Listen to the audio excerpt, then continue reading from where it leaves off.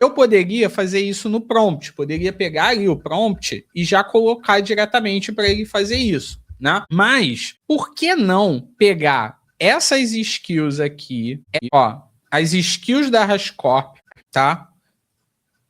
Pegar aqui essas skills da HashiCorp e combinar com as minhas skills. Assim, o que eu faço? Eu dou, cara, para o agente de IA o direcionamento exato que eu quero que ele tenha para gerar o meu código. Faz ou não faz sentido fazer isso? Cara, faz muito sentido, né? E aí, para fazer isso, eu tenho aqui esse terceiro projeto, que eu tenho basicamente aqui, ó, as 3 skills que a gente utilizou aqui na versão 2, aqui, ó, os 3, né? Mais uma skill que eu mesmo criei, ó, que é o Project Guidelines. Aqui, ó. Onde eu defino aqui para ele, ó, esse aqui é um guideline pessoal, né? Que vai utilizar as skills da HashiCorp. E aqui eu falo, ó, todo projeto deve seguir essa estrutura de diretório. Olha lá, ó, definindo meus módulos, definindo meus environments e por aí vai. E aí eu coloco aqui algumas regras, ó.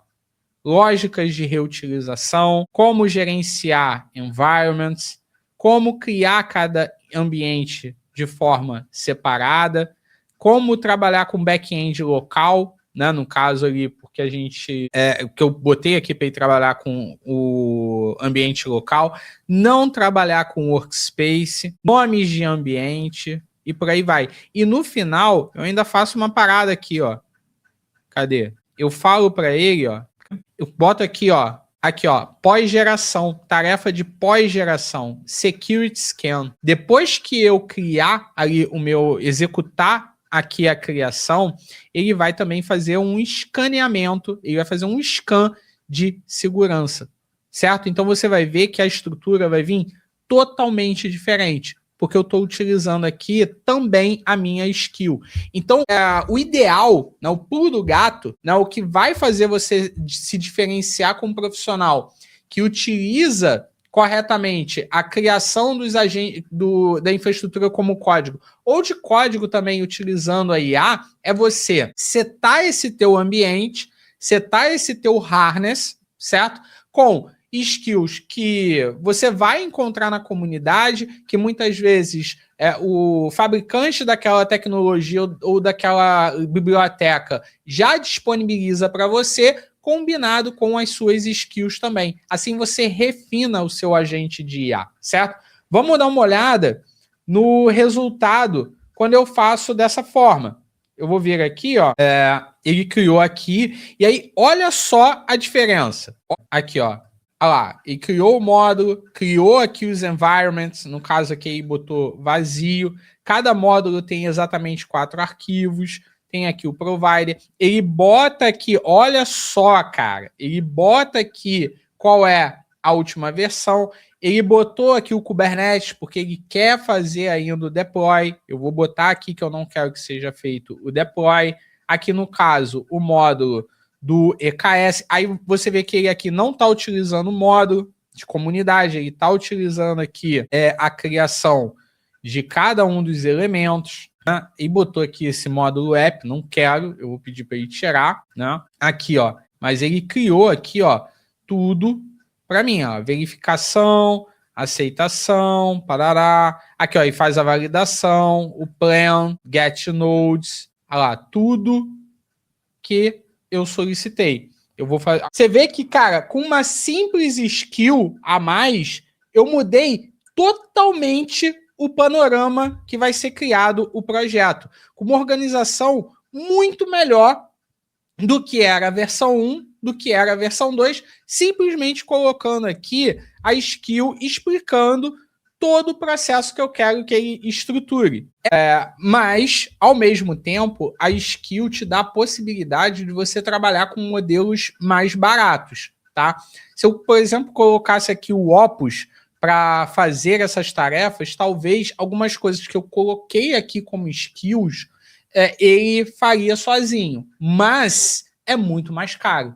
cara, o Opus para fazer um Hello World, tu vai pagar, putz, uma grana. Então, muitas vezes vale a pena você trabalhar com modelos menores, mais baratos, para você, né, ter uma economia, mas você vai ter que refinar, sim, a skill, tá?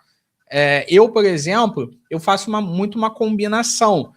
Eu uso o Opus para fazer planejamento, para fazer criação das skills, e uso modelos menores como o Sonnet e até alguns modelos chineses para fazer a criação de código. Só é importante que, como eu falei, aí ela é probabilística, né? Ela não é a mesma coisa que eu executar um código. Então, muitas vezes, eu não tenho como, muitas vezes não, eu não tenho como prever a resposta. Eu tenho como ter uma ideia do que ele vai criar. E aí tem um ponto importante. Além dessa estrutura, você vê que aqui nas minhas skills, tá? Eu coloquei aqui também para ele fazer verificação de segurança. Cadê? Aqui. Cadê? Aqui, ó. Para ele, depois que executar, ele também executar a parte de segurança. Então, eu espero que ele execute também. Vamos ver. Vamos lá, vamos ver aqui. Olha lá, ele está escrevendo ali os environments. E aí, olha que curioso. A princípio, vou ver aqui o primeiro, ele está quase, porque ele não acabou ainda, mas ele está quase o mesmo valor que o primeiro. Mais barato que a segunda execução. Tudo bem que ele ainda não acabou, mas vai. Se ele me entregar o mesmo resultado que esse aqui, né, com o mesmo custo, tá ótimo.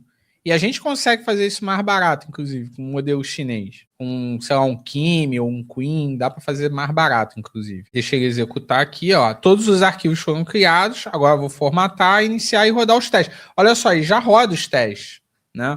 E já vai rodar os testes dos módulos. E já vai executar aqui as boas práticas. Então, percebem que o Claudinho calibrado faz toda a diferença? Faz toda a diferença, brother. Faz toda a diferença. Olha lá, tá executando aqui. Olha lá, ó. Ele executou os testes e olha só, executou e vai executar agora, ó, o scan de segurança. Olha lá. E galera, com menos do que a gente gastou ali na segunda execução. Estão vendo? Eu tive mais assertividade, olha lá, verificação de segurança e pagando menos. Aqui, ó. Vamos ver como é que tá ficando.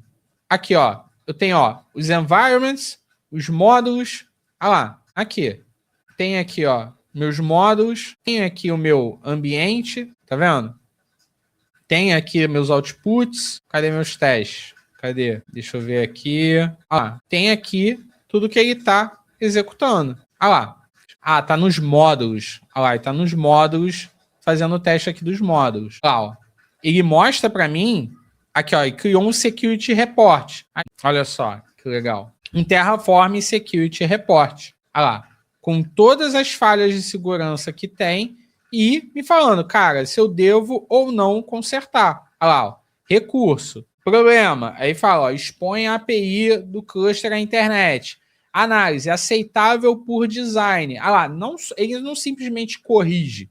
Ele fala, cara, é aceitável por design. A arquitetura Docs Architecture exige que o operador execute kubectl fora da VPC. Mitigação, restringir public access cider block. E aí bota, fix proposto, botar aqui o cider block. Cara, então, olha só que maneiro. Não é simplesmente um relatório de segurança e, pô, o poder é seu. Não, cara, ele mostra aqui para mim e faz uma análise de cada vulnerabilidade que foi encontrada e que se faz sentido ou não para o design da minha arquitetura. Cara, isso aqui é um trade-off, é uma falha de segurança, mas que você assumiu, é um trade-off, não é? Eu posso, inclusive, pedir para ele atualizar minha documentação, colocar isso como uma dívida técnica e por aí vai. Sacaram o refinamento que eu fiz aqui, combinando as skills prontas da HashiCorp junto com uma skill minha customizada, com todas as práticas que eu quero que ele tenha? Cara, faz toda a diferença. E ficou mais caro? Não, cara, ficou mais barato. Se a gente botar aqui custo, né, de execução, olha só que maneiro. Eu gastei 57% de janela de contexto, aceitável, utilizando Sonnet, que não tem ali 1 milhão de tokens na janela de contexto, se não me engano aqui ele está usando 250 mil. Aqui, ó, 59%, mas aqui, ó, custando $2,38 e aqui $2,05. Então, eu consegui trazer uma estrutura melhor, mais modularizada, testada, com validação de segurança, cara, de uma forma mais barata. É claro que, cara, esse aqui foi mais barato, mas, putz, sem padrão nenhum, não está utilizando ali o provider mais atualizado e tudo mais, certo?